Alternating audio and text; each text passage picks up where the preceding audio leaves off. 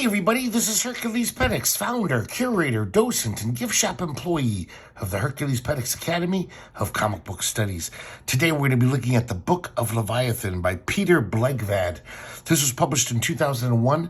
It's a collection of Peter Blegvad's comic strip from the Independent, an English newspaper.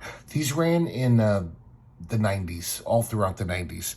And I never would have heard of them if I never picked up this book. Apparently in England, they were kind of it was kind of a popular strip. Well, it had a cult following. One of the blurbs in this describes it as a mix of Crazy Cat and Calvin and Hobbes. And it does have features of both of them, even though the strip is very different than both of those strips. But these are really fun and just really interesting. Unique strips. No one's ever made a comic strip like this, ever. Really nice hardcover book, pretty fat, and really nice production. Let's crack this open. So, really nice end papers here and material before we actually get to the reprints of the comics.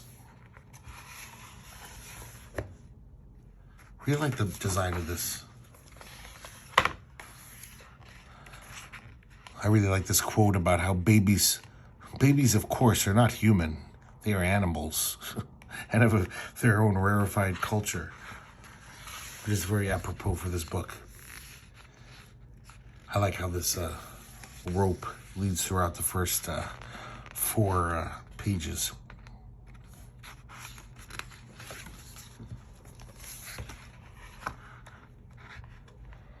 And we have a little thank you page.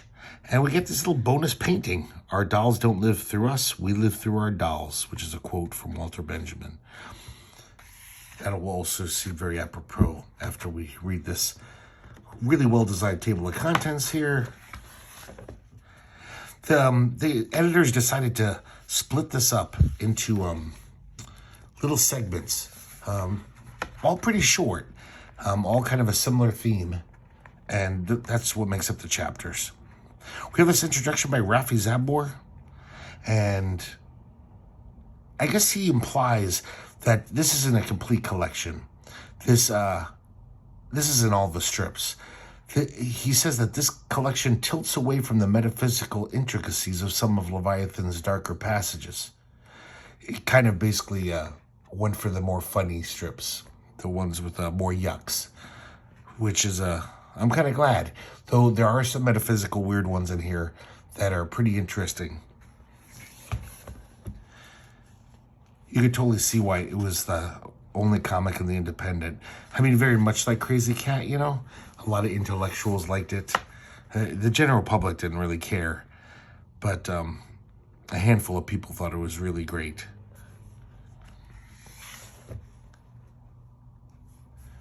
And maybe that makes me an intellectual because I like these too. So first one, Lost and Foundling. And this is kind of like one little story where this ghostly cat comes to Leviathan, also known as Levi. He says, "You're pining for your departed parents?" And he basically says, "I could take you to the place where they are if you follow me and do everything I say."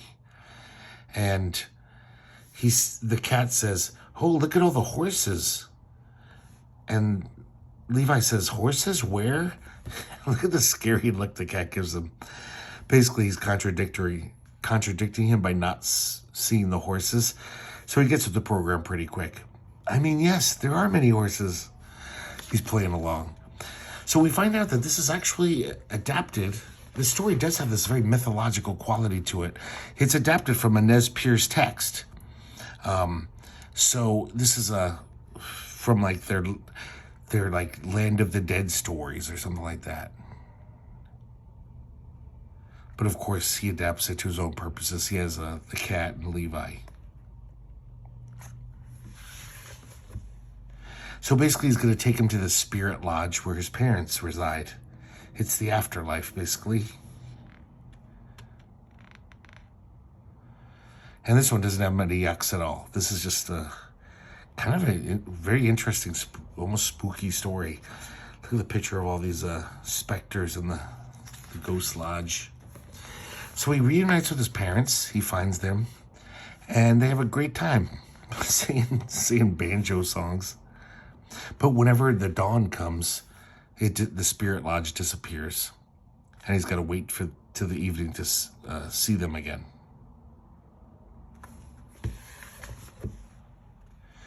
And then the cat tells him that he says, tomorrow you'll be able to take your parents back to the real world, to your world. And Levi says, I don't want to go. I like it here. And the spirit cat says, no, you gotta go. So then it becomes like almost like the Lot story, where he says you must cross these 5 mountains, and you can't look back at your parents. They'll be behind you. If you look back at them, then you won't be able to, they'll be stuck in this world forever and won't be able to follow you to your world. So very much like that story from the Bible. And of course, he's very tempted to look. He traverses all the mountains.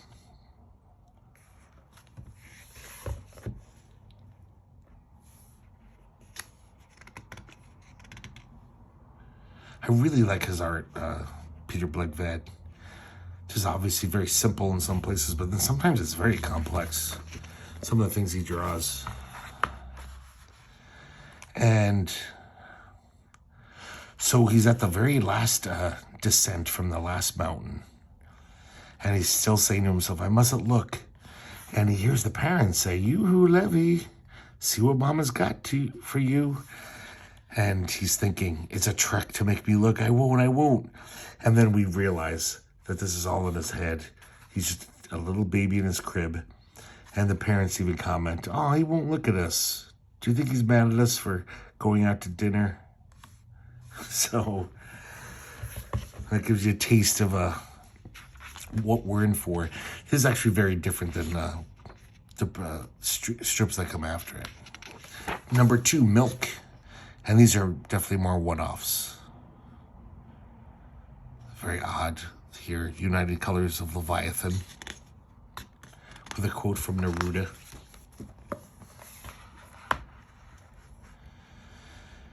And here we see the relationship now grow between Leviathan and the cat. It's very Calvin and Hobbesy. It's,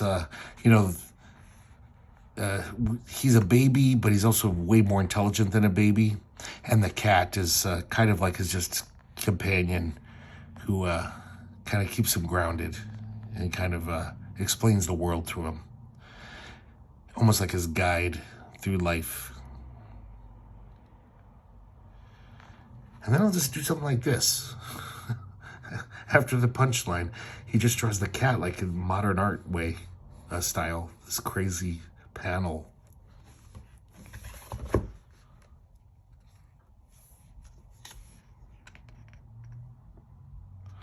Here's a metaphysical one. And then here's one of the more Calvin and Hobbesy ones about like, oh, aren't babies interesting? This is like something parents could put up on their fridge. The art in this one looks really wonky compared to every other one in the book. Maybe these are earlier strips. They don't give you any chronology here. They don't tell you which strips came first.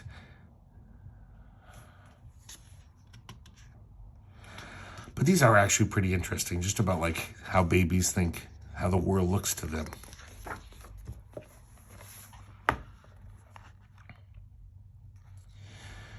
We see Leviathan has a penchant for art. He draws all over his books to make it look more like how he feels an object should be, rather than how it just looks. Now we have a little interesting, I think a 3 or 4-parter about his sister.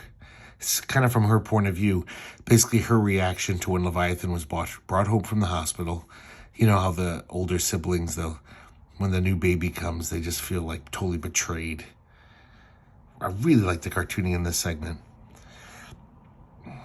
So his sister, Rebecca, she basically takes her parents to court for betrayal of trust, and she wins. And since the mother gets a second child in Levi, the judge gives Rebecca a second mother. And we see this patented nurturing machine, this amazing steampunk robot. I like that drawing. And then we see more things of just Rebecca being mean to her little brother, as is wont to happen. More of the cute things about how a baby sees the world. The fact that the postman always throws letters through the mail slot. To Levi, he thinks that the house is being fed a light vegetarian repast.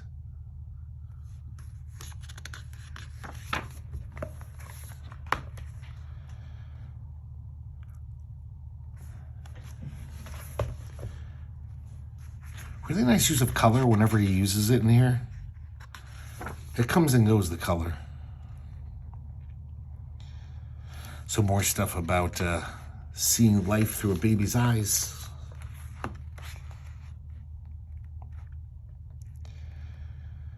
Here's one where the cat is telling Levi the score about how Santa Claus and the Tooth Fairy, the Boogeyman, they're all designed to keep you down.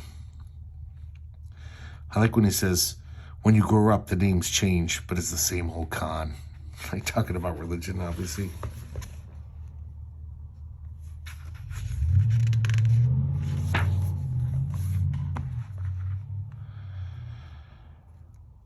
More antics with his sister.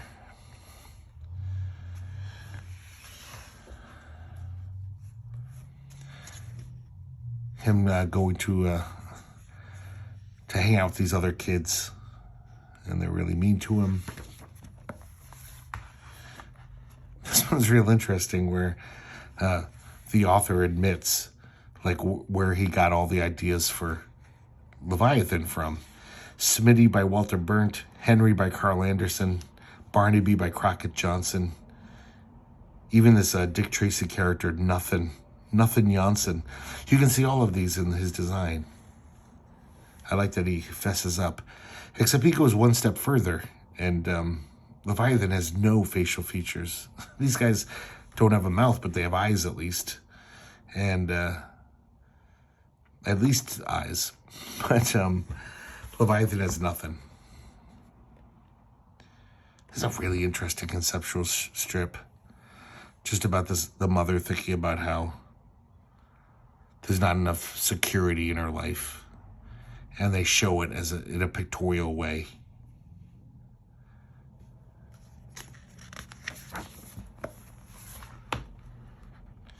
More stuff about her sister. Her sister's pretty manipulative.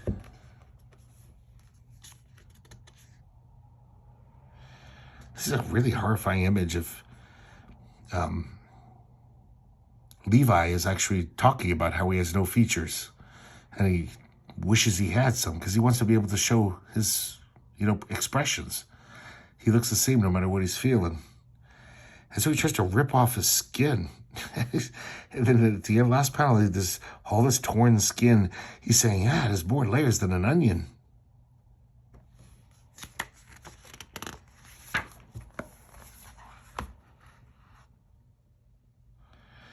Also, he's insecure because he can't grow hair. He really would love to have hair so he could have a cool hairstyle. So he sells his soul to the devil, and he ends up with just one huge hair. Chapter 4, Surely You Jest. So this one is just obviously a bad pun, a bad little comic. But man, look at this amazing imagery in the back. Beautiful painted colors here. And just this like crazy bleak landscape. All for this kind of goofy joke. I think that's what he's trying to say. It's like, not only is it the bad pun of surely you jest, but it's like the anger at him for being all silly when the world's just a piece of shit. Another Rebecca strip. She could have her own comic strip. She's a pretty great character. And I like this one where she's basically she's almost like a guru teaching the power of immaturity. And of course, there's adults in the audience because adults can be immature as well, as we all know. And she's like yelling her manifesto. And basically, the big motto is gimme, gimme, gimme, gimme. And she gets so into it that she falls through the stage. And then she says, "This is just a stage I'm going through." Here's some really good puns in here. Really good wordplay. This one is just almost just poetry to me. Levi sees these weird cutouts of people flapping through the wind. They almost look like ghosts. And then it turns out it's these man-sized tissues being blown out a window. It's just very goofy, but beautifully drawn and like, I don't know. Is evocative the word I'm looking for? I don't know. It's interesting. So some of these are just so odd, the humor.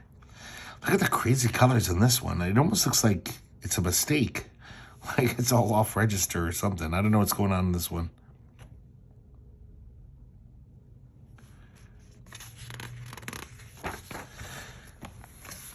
You know, I can't read all these to you, but he does have some really clever panels in here. Like some of his, he's really into puns. And I know some people say puns are the lowest form of humor, but they're dumb. And some of these are really funny and really clever.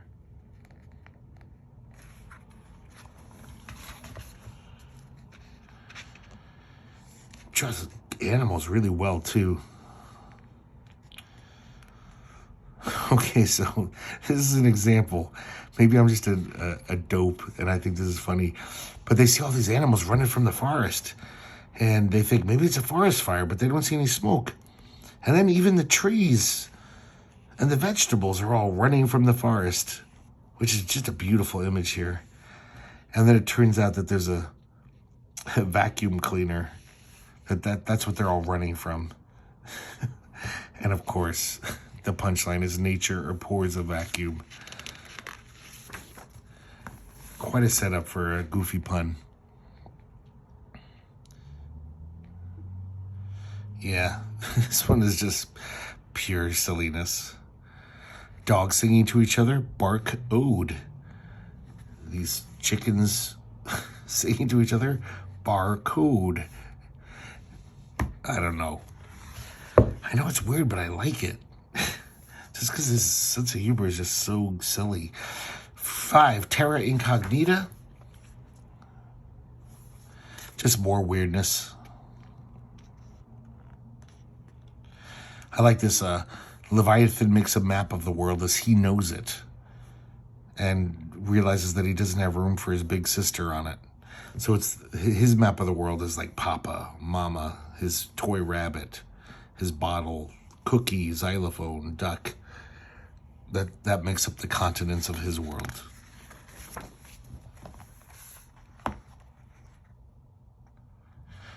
Two views of Leviathan taking his first step. I like the contrast in the art here.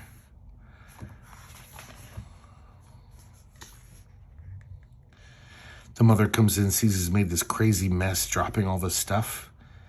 But she doesn't realize that this is actually the atomic formula for the transmutation of base matter into milk. And we see all the mathematical symbols in between it. He was just using all these objects as to make his formula.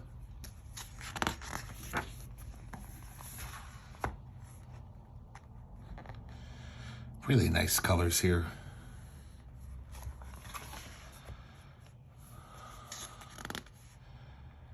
I'll try to whip through these a little quicker. Just give you a sense of what these look like. I like how there's just so many different art styles in this too.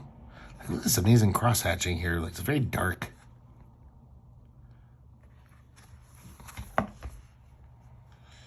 Then using like zipatone type stuff here.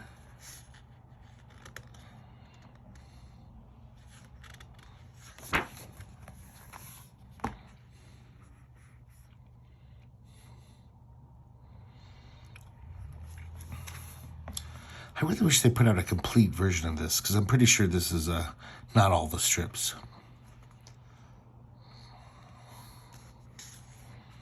This one's just like I don't know, kind of a beautiful ghost story about the cemetery star. Oh man, look at that. Some crazy coloring going on. Schema things. He's a clever lad. I kind of like this one because I always thought those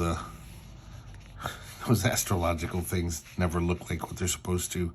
So he makes them all just look like scribbles.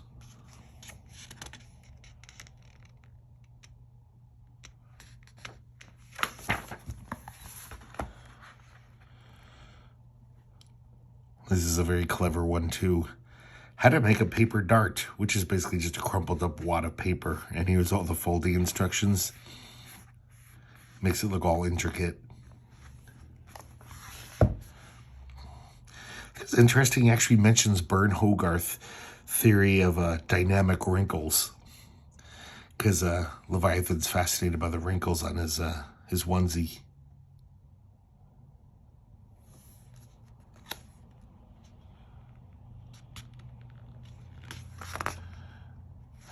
Really weird. You could tell this Peter Blegvad guy was just doing whatever the hell he wanted.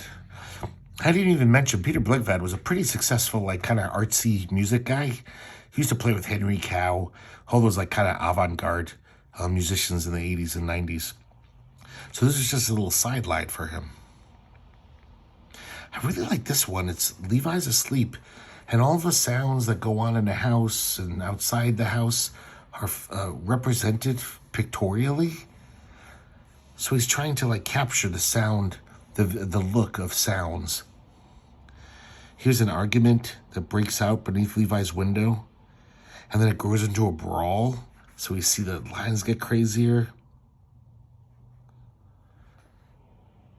Really love the, this is just a ballsy strip. Like this, really like trying to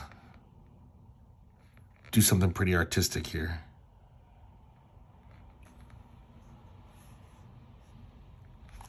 This is the sound of a street cleaning machine.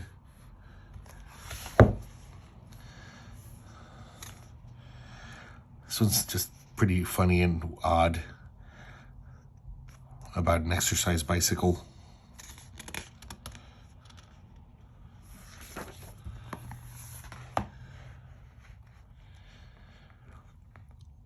Oh, I like this one too, where Levi's talking about how, you know, like, yeah, sometimes Jesus appears in a tortilla and a socket looks like a face. And of course, the cat is saying, yeah, you humans, you always have to put yourselves into everything. You see a human face in everything. And then we, a handle from a Bronze Age sickle from Switzerland says, I want to be anthropomorphized.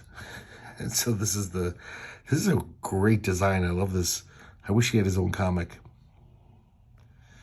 And of course the cats are like, there's no face there, you idiot.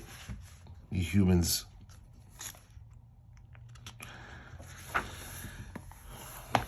This one, totally different style with the coloring. I love the drawing on this one.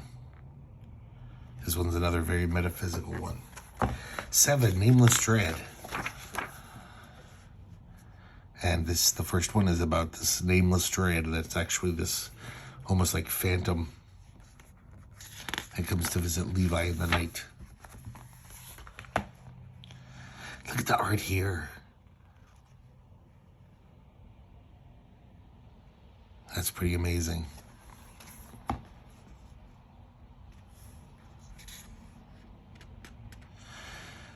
We have the Ghost of Hegel. He explains what the opposite of bunny is, which is the question that Levi asked the week before. Finding out the essential nature of being bunny. So what would be the antithesis of that? And then we meet the anti-bunny, who is basically really bad.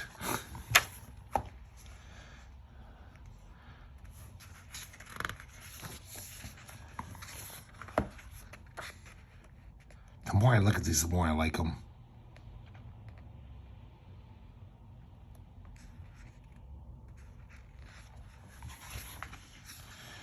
Look at the colors in this one. This totally looks like a different artist.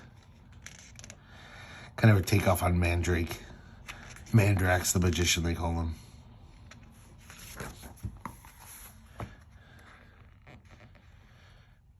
Here's a takeoff on the Scream. I love this, how he draws the whole thing in that style. These policemen come upon him.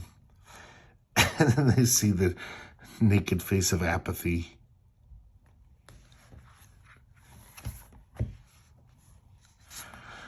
Chapter 8, Words, Enough, and Time.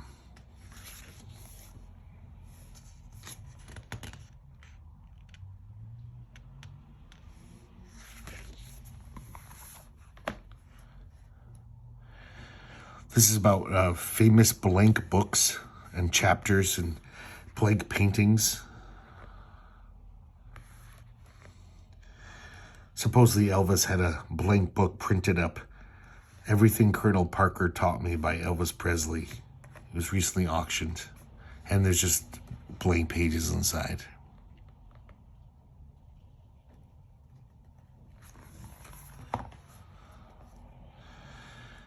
I like this weird idea, the man of words. So we see like Peter Blegvad's hand as the omniscient artist. And he draws this guy who's just like foot, ankle, calf, knee, thigh. So it makes the rough shape of a man. But he's like, oh, you can't see this guy because you can't read. He says to Levi. It's just a weird idea. It's crazy.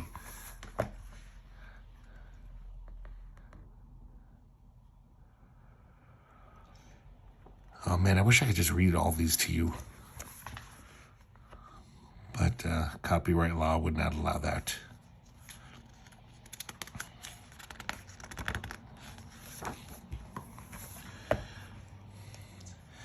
Levi finds a time machine, zaps out, zaps back in. He says, look, Rabbit, we've traveled 5 frames into the future. They do a lot of comic strips like that in here, you know, like commenting on the comic book forum.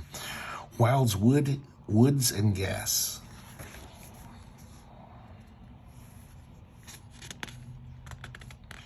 Kind of an odd one.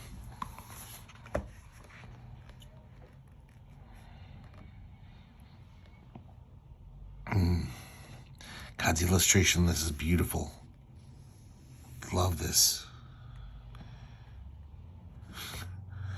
I guess Levi has some skills that we don't know about. This giant snake attacks him. And then we see it looks like Levi's eating him.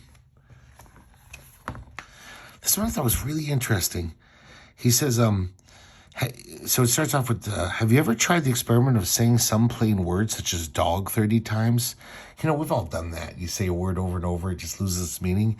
So he does this pictorially. He shows all these Dalmatians. And they just get more and more weird and non-Dalmatian-y by repetition. Very strange.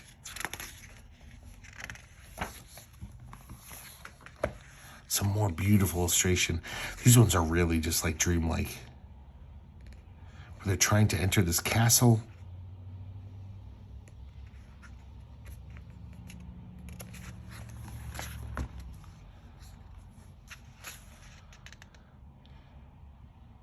God, that's a nice illustration.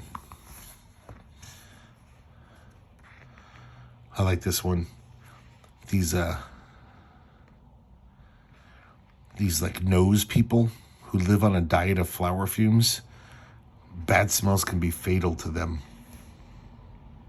So they can smell a person's moral character from 100 yards. So Leviathan wants to meet them. He wants to know his own moral character. He wants one of them to smell him, basically. And it just turns into a bad joke. He says, how do I smell? And they say, you can't. You have no nose. Pretty dumb.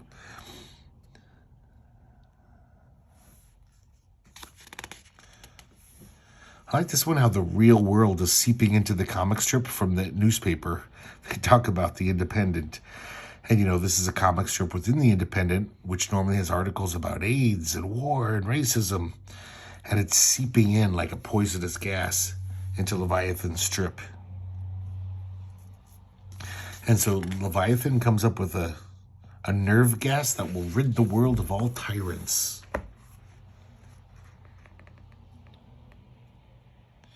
And of course, when he releases it, the irony is it totally kills him. So I guess he's a little tyrant himself. Children are innocent and love justice, while most of us are wicked and naturally prefer mercy. 10, I got 1 million of them. Man, that's another really nicely drawn one. This one I love. It's totally surreal. We see reach, stick them up, and then we pull back. And then we start seeing these like weirdly drawn, abstract characters. Raise them high. And then behind him, there's a guy like higher. And it turns out they're all hand puppets.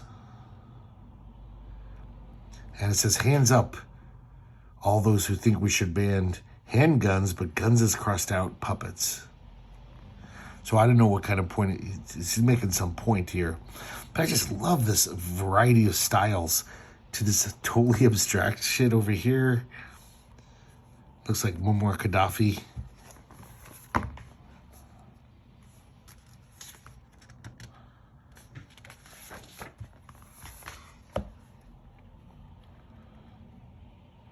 Nice drawing there.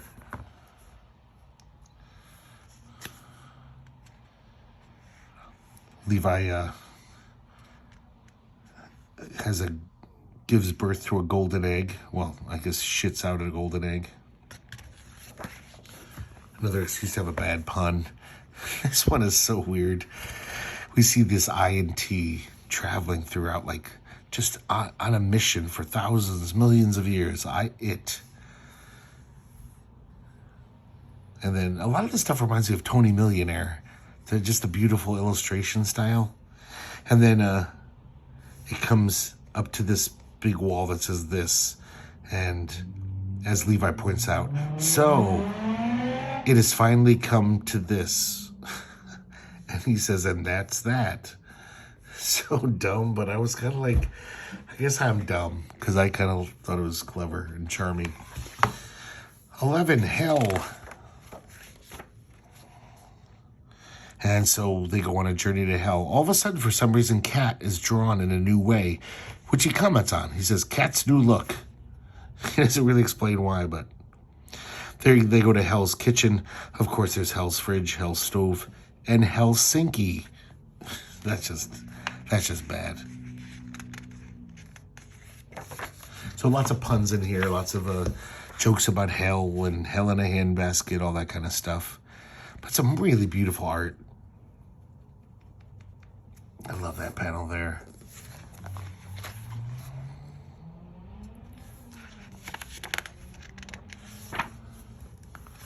This is probably the most extended story in the book about their journey to hell. Leviathan's Inferno.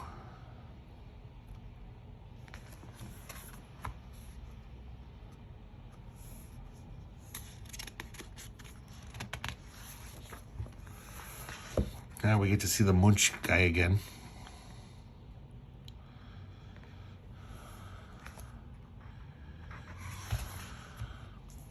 Escape.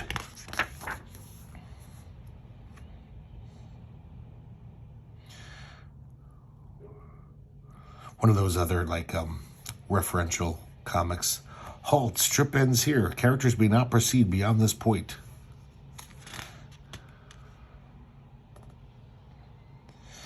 We start off the whole thing with, we see this insect crawling out of a comic strip into, 3 dimensions to crawl on this woman's neck. And Levi says, could we ever climb out of this strip into the 3rd dimension?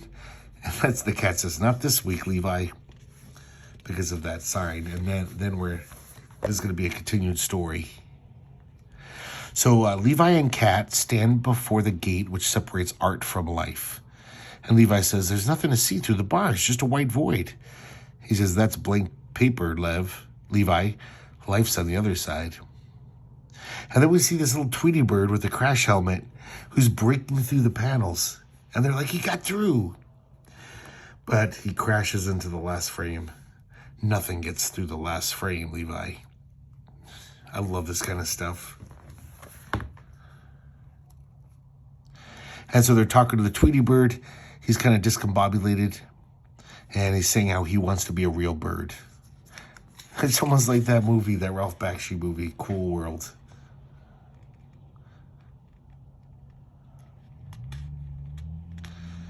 They show some examples of pieces of art coming to life, becoming 3 dimensions. The Golem. Even they mentioned Broadway, The Purple Rose of Cairo, that Woody Allen movie. I love this page here. Look at this.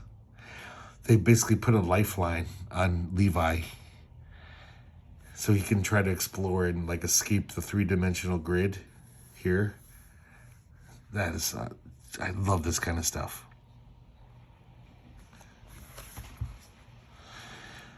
And we see Leviathan come to life. Looks like clip art here.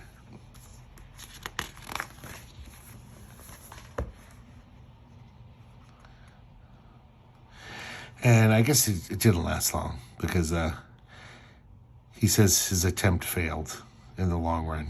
He couldn't stay in the real world. He said, you can't...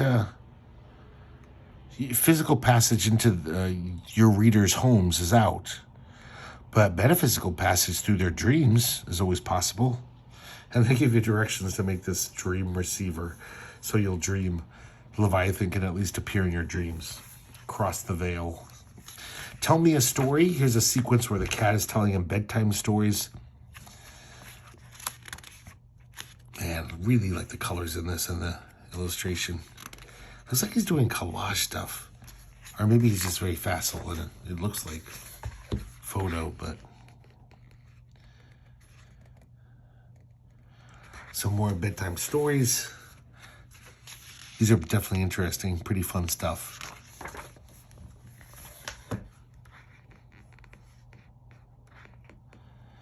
This is an extended one, which is almost like, kind of sounds like some weird Greek myth or something.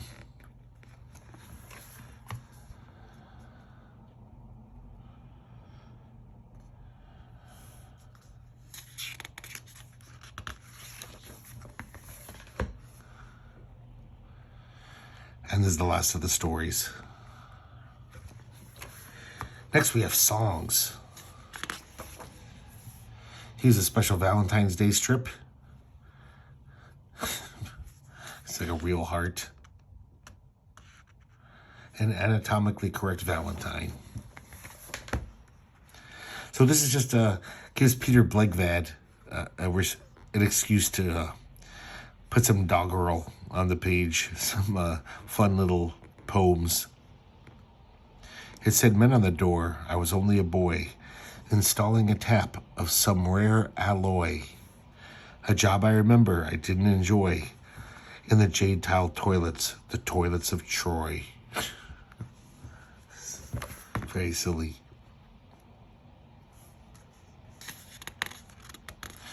This strip is almost like made for me, talking about the virtue of tiny things. It's a very, very silly strip.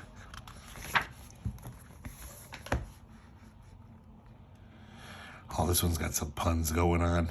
Isn't that a Man Ray? That's a lamprey. And when the moon hits your eye like a big pizza pie, that's a moray. A moray eel. And then look at this totally different drawing style here.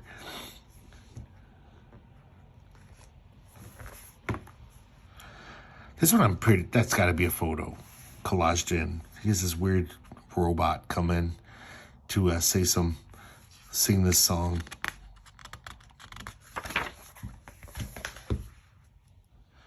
This one I don't get at all.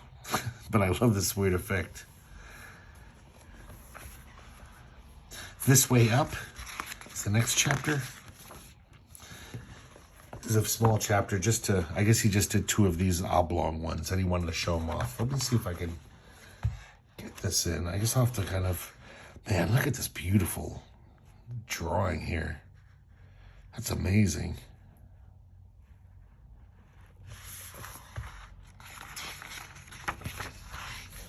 And here's another one. Wait, sorry, wrong way. How many light bulbs does it take to change a baby? This totally looks like, I don't know, something from the 1890s. From like Life magazine, some beautiful, from the golden age of illustration. A problem aired. Some more punny strips. Pretty fun stuff. They go visit Rembrandt's studio.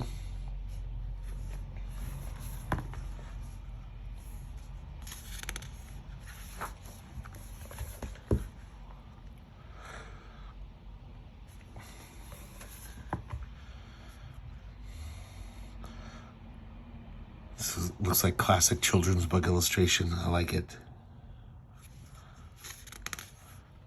Apparently this is a transcription of something Peter Blegvad really heard 2 like toddlers saying to each other. So he just transcribed it. He thought it was funny.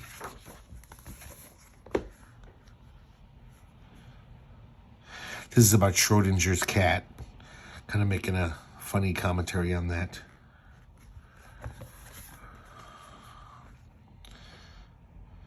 I think I read about this somewhere. How since a cat always lands on its feet and a piece of buttered toast always lands buttered side down, they put a piece of buttered toast on the back of a cat and threw it into the air.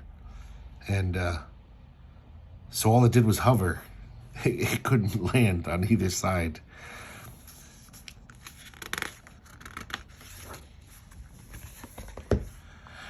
And in this one, Leviathan has the power to see through people's clothes, even through their skin. And of course, the cat doesn't like it. He's like, do you mind?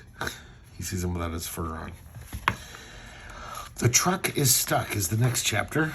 Oh man, look at that. Fantastic voyage back to the womb. It's all this giant sperm.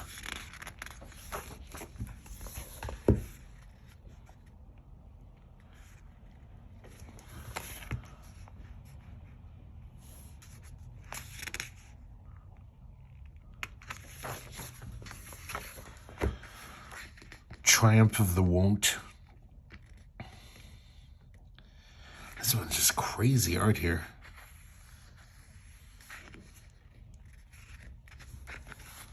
Showing Leviathan having a tantrum, almost trying to show how frantically he's having a tantrum. Like, you know, the whole new descending a staircase shtick. Trying to mimic motion with still art. Very dumb pun here. And we get a little thing about the author. Really, this is great design. Love this stuff. Get a quote from Ben Catcher. Of course, Ben Catcher loves this guy. They're like 2 peas in a pod, those two. And there you go, guys. The Book of Leviathan by Peter Blegvad. Yeah, this is probably not for everyone. Sometimes it's not for me. I was reading these and I was just like, God, like the first few strips, I was like, wait, I don't know about these. And then the more I read, the more I just really got into them. And, oh man, I just like this whole book. The production, the art is, I really love the cartooning. And some of the strips are really fucking funny and interesting. So, I don't know where you'd find something like this. I think it was definitely reprinted because I think years later it won like the Grand Prix at Cannes. What's the big comic one in Europe? That's what I'm thinking of. And it's escaping me now. But it's basically like winning the Grand Prix at Cannes for comics. Maybe it was at Angoulême. I don't know. But so people recognize this as being pretty damn good. And hopefully it's been reprinted. And hopefully you can find it. Because this is some pretty charming stuff. I just love this cover stuff right here. Okay, sorry, I'm getting distracted like a magpie. So I hope you guys enjoyed looking at this, and I hope to see you next time here at the Herculespetix Academy of Comic Book Studies.